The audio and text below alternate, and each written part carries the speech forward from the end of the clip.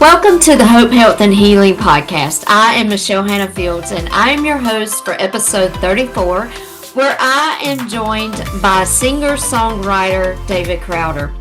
One of the first questions I asked Crowder was to give us his journey of faith and where he began serving the Lord. We also talk about how his music career began and what it has looked like for him through the years. Crowder also shares what his current tour is like with Zach Williams and Maher, just two other incredible musicians, songwriters, and singers. I know that in this episode, you are going to be inspired by Crowder. You will also share some laughs with us, but I also believe that you will take away lots of nuggets of wisdom just from some of his insight through his relationship with the Lord. So sit back, relax with your favorite cup of coffee or beverage of your choice, and let's listen to Crowder.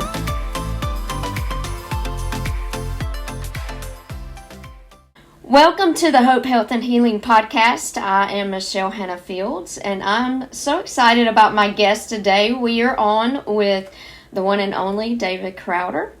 Thank you for joining us today, Crowder. I'm happy to be here. Well, we all know your music, or at least we should, because you've been doing this for a little while.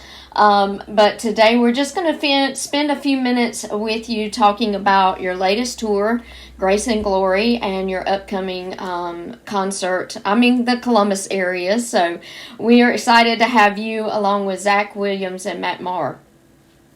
I love it. These guys are amazing. I mean, their music for me I've written a lot with Matt. I haven't written with Zach, but I've gotten him to sing on some of my songs because his voice is like magic. Oh my goodness. So I'm pumped to be out with these guys. They're awesome. Yeah. And Zach and you, y'all's voices blend together really well.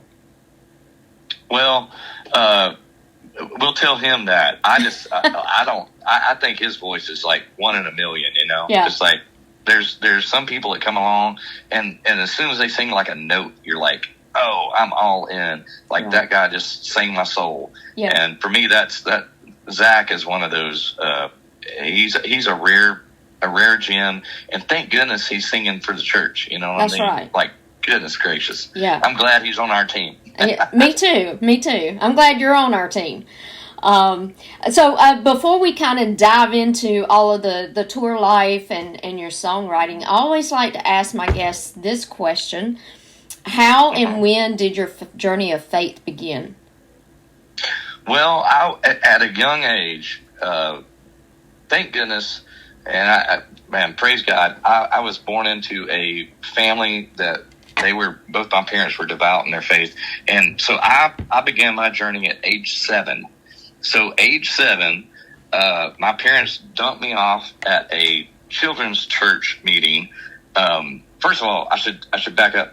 My dad, he was really strict, and he put the fear of God in me and my brother early on. It's like, you are not going to make a profession of faith until you understand what you're doing. All right. So he drops us off at a children's church deal, and there's a guy on stage with a purple puppet named Eugene. So this dude's got this purple puppet named Eugene on stage, and the guy asks Eugene, who's the puppet, hey, would you like Jesus in your heart? And Eugene says yes. And I'm like, man, I want what Eugene's got. So I went down front. I asked Jesus into my heart. I started my faith journey right there. We're in the car ride back to the hotel because we were up in Tulsa, Oklahoma. We lived in Texas at the time, and I'm in the back seat. I start crying. My mom's like, David, what's wrong? And I go, hey, I'm so sorry, but Eugene asked Jesus in his heart. I wanted what Eugene had, and so I asked Jesus into my heart.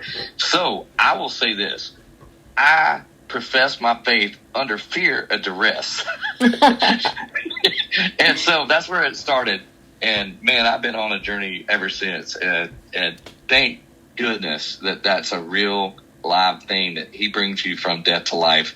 And I've known it over and over and over. Yeah, that's such But a it started blessing. with a puppet.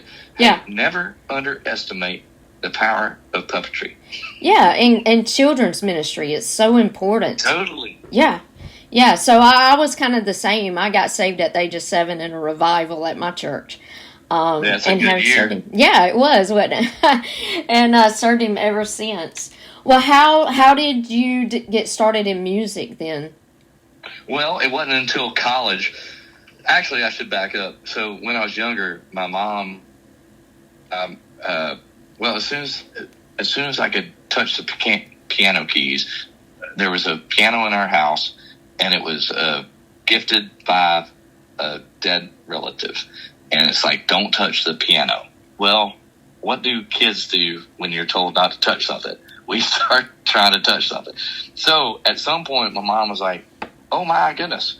Granted, he's doing what we told him not to do, but I recognize that melody. That is the theme from Dallas. Oh, wow.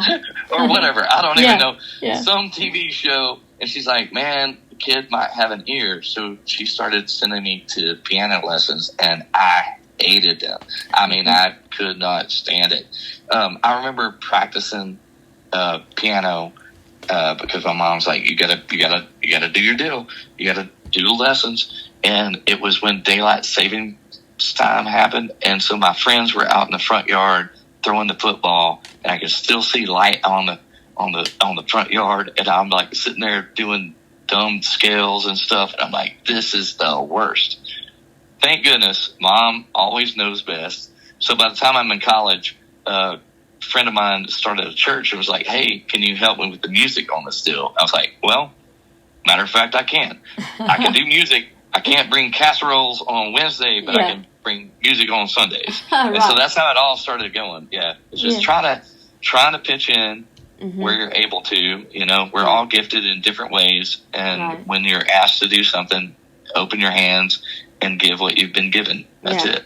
Yeah, and, you know, when you do open your hands, God steps in, you know, and He just does great things through us. And He gave us that talent. It's up to us to put it into action. That's it. Yeah. How would you describe your sound? Because to me, it's kind of like soulful gospel meets and merry country rock at a tent revival. I call it sweet tea and gasoline. Hey, there you go. That's it. Yeah. I don't know what it is. Everybody, you know, one of my favorite conversations that you have over and over is when you're traveling and you sit down next to somebody on a plane flight, and they're like, hey, I'm so-and-so, what do you do? And then I have to describe it. And I'm like, I sing church music. And they're like, what does it sound like? And I'm like, sweet tea and gasoline. They get concerned. Yeah, they're not exactly sure what that looks like. I don't know what that means, but fair enough. Yeah, I love it. Well, let's talk about your tour, Grace and Glory. Where did the title come about, and what does it represent for you? Well, what I love about what I'm doing is from the beginning, it was a part of a church start. And then what I do now is I'm a part of a church in Atlanta, Georgia, with Louis Giglio as the pastor. And I mean, for the history of what I've been doing, it's all come from what we experience as a community of believers together. And a lot of times it's from sermons that happen. And so Grace and Glory it's a sermon title that Louis had. And I don't know if I've ever taken more notes in a sermon in my life. It was like every sentence that came out of his mouth, it just set me on fire. And so that's what set this whole tour name off. But I think more than anything, if I could communicate, it would be a part of a church, and go regularly, and it will change your life, because it changes mine, and it changes my songs. It makes me sing what I'm singing. It reminds you what is real and true. And so that's it, man. It comes from a church home experience. Yeah, I love that. It's, so good just to have that home base that you can go back to, get filled back up, because when you're out on the road, you're pouring out continuously. How do you get filled back up when you're on the road? I think you got to pick good people to be around you, because the people I have around me, a lot of times I get that question. It's like, how, like, you're always out and it looks like you're really active and just going.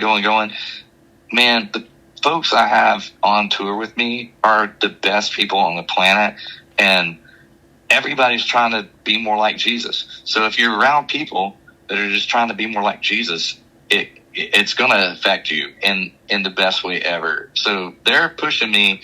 If you don't have that, man, I'd be sunk. But I've got wonderful people around me, and that's what it matters. It matters the community that you're in, the church that you're a part of, all of that matters. Right. How do you, during your concerts, how do you create a balance between high energy concert moments and the powerful worship encounters that you want your audience to experience? Well, I think it goes both ways. So I'm in the same experience that everybody else is. Like we start a song. I'm trying to make sure that the song works. I'm trying to sing it right. I'm trying to play it right. Everybody's trying to play it right. But at the same time, at some point, you kind of, I don't know if this is the right word, but you sort of disappear into the song. It's like, oh yeah, this is why we're here. This is what we're doing. And if you can disappear into the thing, then it takes over, and we're both going in the same direction. I will say, with a broke leg, it's the leg is yelling at you the whole time too. Yeah. And I think it's a beautiful metaphor or analogy of everybody that came in the room has something broken in them, and it's yelling at you the whole time. And you gotta somehow get over it and quiet that thing that's trying to say, this is what's important. And it's not the thing that's important. What's important is that God loves you. There's grace. You have been found by Him, and you're redeemed in Him. And you've not just been like, it's better. It's you've been brought from death to life. And that moment when that happens, and when we all know it, and we remind ourselves of that, that's when I love doing what I'm doing. Is if you can quiet the noise and just go, this is not a matter of like good and evil. It's a matter of death and life, and you've been brought to life, and that's awesome. When that happens, it's like, this is why I'm here. Right.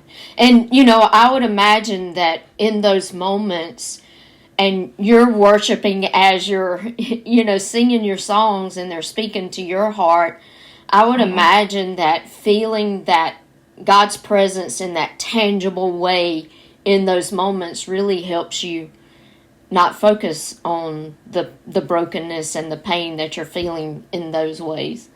It is crazy. Like, it's like, to me, it's like, it's not like my leg got better in the moment, but I forgot about it. Yeah. And it's incredible. When that happens, it's like, okay, now we're in a zone. It's like you caught the wave, and let's ride that wave. Because your leg doesn't matter. Your circumstance is not greater than His goodness. Right. And I know you've toured with some other people before as well, Toby Mac, Mercy Me, and you just earlier this year was touring with The Passion, Cody Carnes and Corey Job. What's it like for you to watch those artists perform when you tour together, and do you find yourself worshiping side stage? I do. And in the past, this is kind of weird and a little vulnerable to say, but in the past, I mostly focused on, like, I want to make sure that I'm ready to go, that we've got all of our stuff together, and we're going to be doing our part of the thing. But with the leg break or whatever it is that slows you down and makes you pause and think, like, man, my goodness, I can't believe this is what I get to do. This is where I am. This is where I'm supposed to be. I've been on side stage at every single, as soon as the lights are up, I'm there. going for it, because I need it as much as anybody else does, and that may be part of the thing. When you think that you have enough to bring and you can do this stuff, well, it takes a breaking to know that you don't have it and you need more. And man, it's been incredible over the last couple of tours now. Like it's been a while, about 3 months worth of still being out there on a scooter, trying to scoot around, whatever I can do. But I've been on the side stage because I need it. I need what they're bringing, and it's incredible to think I'm a part of what other people get to experience, because I'm as needy as anybody that got in that room. I need it as much as them. Right. It's so powerful, just being able to say that and realizing I can't do what I do without the Lord touching me first. That's it. It's kind of like when you're on the airplane and they say, put the mask on yourself first and then help other people. And that's the same way when you're in ministry. You have to do that. You have to put the mask on yourself first. So I love that. Well, I wanted to share a story with you and lead into my next question. So from mid-2013 to January 2015, I walked through probably the darkest period of my life. And like I told you earlier, I got saved at 7 and walked with the Lord my whole time. And in this time of my life, it was kind of like a desert season. And I felt like, I was a million miles away from the Lord. But even though I knew in His Word He promises He'll never leave us or forsake us, and I knew He was near. But it was about that time, in the middle of that your song Come As You Are on your Neon Steeple was released, which was your first solo album. And the whole song is powerful, but just that opening verse would just have me worshiping. Come out of sadness from wherever you've been. Come brokenhearted, let rescue begin. And that song carried me all the way through until the darkness lifted. And all of your songs speak to me in different ways, but this one's always going to be special. So where do you find the inspiration for the songs you write? And, how does it all just kind of flow together? Wow, that's wild. So Matt Maher, who I'm on tour with currently, came to me and said, there's this old hymn that has no music to it, and it's called Come Ye Disconsolate. And he says, I don't think any artist that I know could sing the word disconsolate other than you. Well, I didn't, but it turned into Come As You Are, because it led us down a trail. Like, what does that mean to be disconsolate? Like, what is it to be completely devoid of hope? And how can we tell somebody that, like, heaven waits and heaven hopes, heaven is on your side. Like, oh goodness. I just remember we were sitting on his front porch when that verse came, and it took us a while to get to the chorus, but the verse came so quickly, and we were just in rocking chairs on his front porch, and I needed it as much as anybody could need it right then. And I was like, Matt, thank you, Jesus, for you. Yeah. Because it was really Matt that came to me with an idea for a song, and it's what I needed at the time. And it's I don't know that there's a set that I play that I don't include that song, because I think it's so important. And there are songs that you love and are fun to play and are in my opinion really great songs, but there are sometimes things that are just given to you that you're like, I don't even know how I'm a part of this, but I think this is for the church, and this is for people that need to know that they're not too far gone, and that's a song I get to carry. Yeah, I love that, and it just, along with some of your other songs, it just has such a powerful message in it. Is there a particular lyric in one of your songs that still hits you hard every time you sing it? There's a song called All My Hope, and Yeah, that's I don't know, another of my favorites. Yeah, especially in this time and in our culture, it's just like when I get to sing that line, all my hope is in Jesus. It's so simple to say all my hope is in Jesus, because there's not a lot to hope for, but I can hope in him, and he's constant, and he will find you wherever you are. And as I said, it's not a fight about, good and bad. It's a fight about death and life, and he brings you to life. And so all my hope is in Jesus is a line that it hits hard all the time. Yeah, I totally agree. It's that one's always been very special to me as well. What would you say to the next generation of worship leaders who are trying to stay authentic in today's culture? Well, it's more complicated than ever. That's for sure. I had it simple. I think there's a metaphor that I use for what I do right now. It's like, tune your guitar. And so I tell myself that all the time. It's like there are only so many things that you have control over. One, you can tune your guitar, because if your guitar's out of tune, it screws up everything for everybody else. It's like, what a letdown. Like, everything was great, but his guitar's out of tune. Like, do what you can with what you've been given and make sure you're on top of it. The rest of it, who knows? Like, he raises and he lets down. Like, don't worry about your clout. Don't worry about your reach or influence. Just do what you've been given. What's put in your hands, do the best you can, and he'll put more stuff in your hands. He'll take stuff out of your hands, but tune your guitar.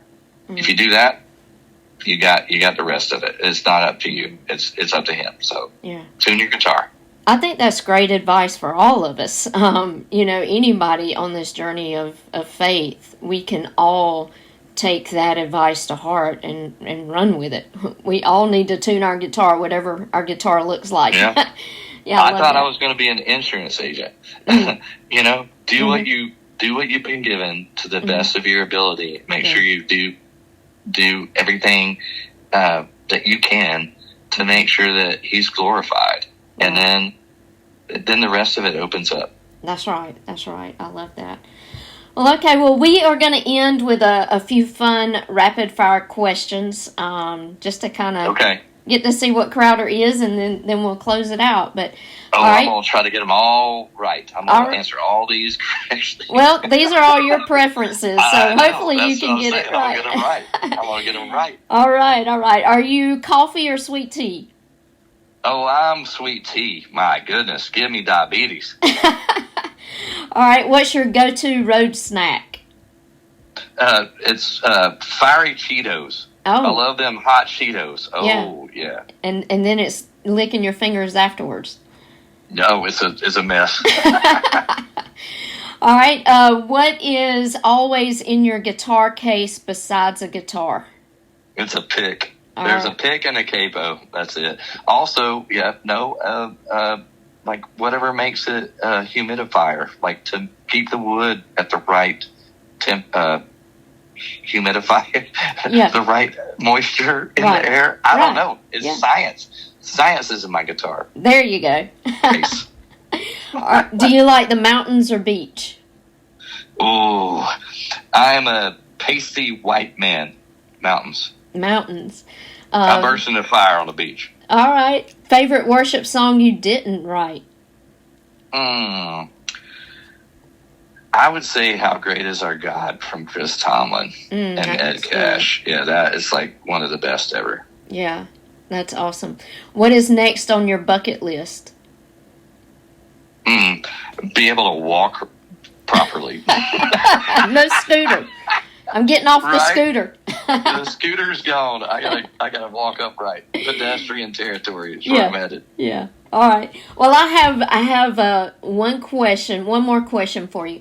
So my dad's family was from Kansas, and a lot of my dad's cousins have beards like yours. I'm sorry about that. Are you the only one in your family who has a nice beard? Nobody has. No, that's not true. My brother has started growing his beard out, and like it's kind of scary. He looks almost like me, and I'm like, bro, you look better without the shrubbery. You were doing fine. So I don't know if he's just letting himself go, but other than that, I've seen photos of my dad in. He had a mustache that was like really great in the 70s. Yeah. Yeah, but other than that, it's a new thing with my brother. Yeah. It's been over the last year or so. He just wants to be like you. That's what it is. I will tell myself that. We know each other better than that, though. He does not want to be like me. Yeah. Well, my dad didn't follow in the beard footsteps, but when my mom met him back many years ago in the 60s, he had a handlebar mustache. And she thought he looked a little Cuban, she said. Awesome. That's great. Yeah. Well, I really appreciate your time today, and just am looking forward to your concert in Columbus in a couple of weeks. And just blessings to you and Matt Maher and Zach Williams as you tour over the next few weeks. Well, we're happy to be out together, and they're amazing people and incredible songs coming from those guys. So happy to be a part of it, and we'll see you soon. All right. Thank you, Crowder. All right. Have a great day. All right. Thanks. Wonderful You too. talking to you. You too. Bye. Bye. Thank you for tuning in to this episode of Hope, Health, and Healing. I know that Crowder gave you some really good nuggets of wisdom. I'm sure he gave you a smile here and there. And I just know that whatever it is that you're going through, that you can listen to his music and be inspired, feel God's presence, and know that there is hope for you. Be sure, if his tour is coming to a city near you, that you go now, look in the show notes for his website, and make sure that you get your tickets today. I believe that his shows are selling out quickly, so you'd want to do that as quick as you can. So go now, get you some tickets, and go see Crowder, Zach Williams, and Matt Maher in concert. Be sure to like and share this podcast with your friends, and join us next time on Hope, Health, and Healing. Thanks for tuning in. Y'all have a great day.